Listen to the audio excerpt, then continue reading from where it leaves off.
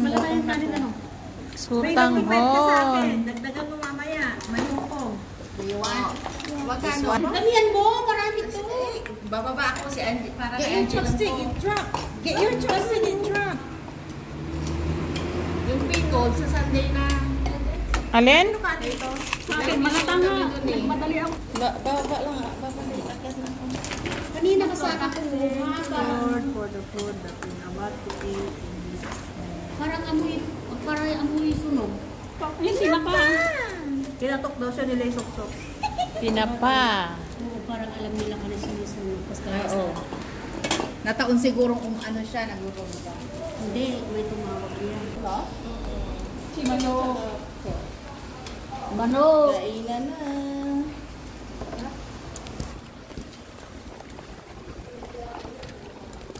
Bigyan mo si Angie ng pinapa? Oo. Kaya nga ako umakyat eh.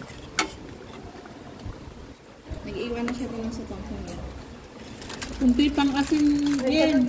Ha? Kunti pang asin sa ano tinapa. Masarap. Basang pinapa ba? Ang maganda yan sa tinapa. I-steam mo yan. And then, hindi mo hanggang lumamig. Saka mo pausukan. Sa usukan. Ba't hindi kutsara ng binitbit ko? Kasi tinidoro.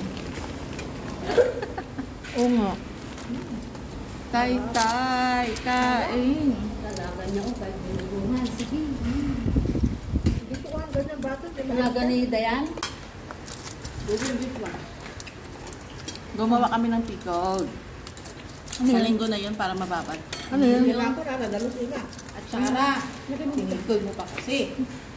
Tsara. Ang daming pickles nga. Anong ibig At tsara. sabihin? Tsara. Anong klase na sa? Carrot at saka radish.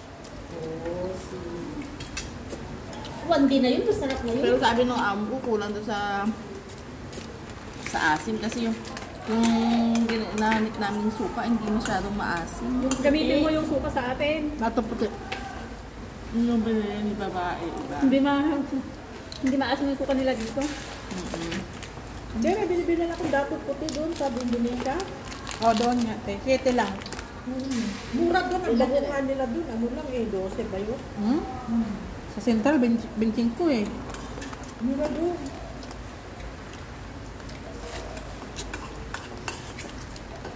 Ang sarap kumain pag marami.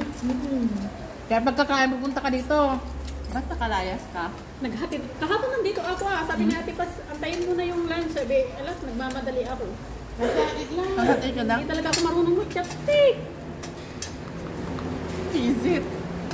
Tagal-tagal mo na dito. Oo. Sabi nga ng alaga ko, tagal mo na dito, hindi ka pa marunong. Ganyan lang naman yun eh. Hindi marunong. Ito ang medyo hold mo to, tsaka ito. Paano pag lumabas kayo? Naghahanap ako ng kutsara. Sabi ko, amo. Pamangkin ko, ganyan. Pag lumalabas kami, may dalang kutsara. Sabi ko, amo, may kutsara sila dito. Sabi, wala. Hirap na hirap ako. Meron pa yung nag-chopstick ako. Nakagat ko yung dulo. Putol. Magbalong ka ng kutsara mo. Putol.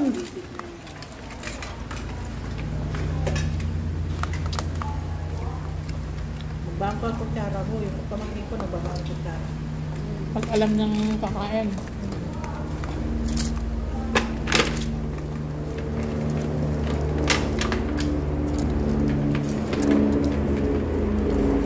Mag-uwi pala ako ng sopa. Siguro biglang patay to si Yen. Yan no, biglang mong patay yung Hindi, ano. namatay na siya.